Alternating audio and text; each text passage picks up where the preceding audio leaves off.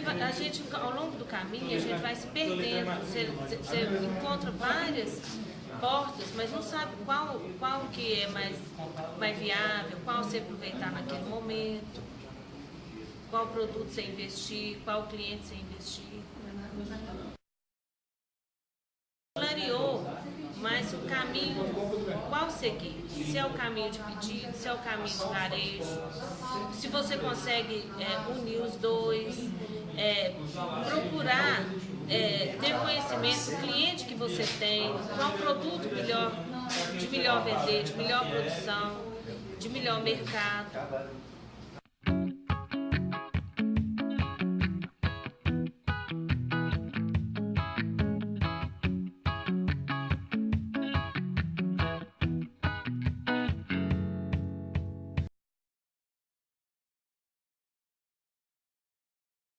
Foi o conhecimento de um produto, de uma coleção, eu vendi ele em primeiro lugar.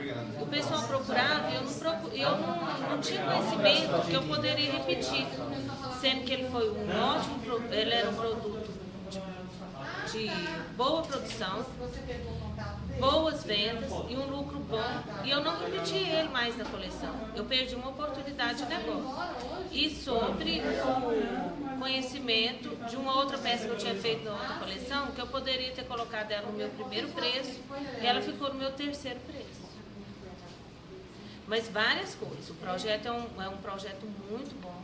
Hoje eu acredito que ele vai melhorar nos meus processos dentro da minha empresa uns 90% a mais do que o conhecimento que eu tinha.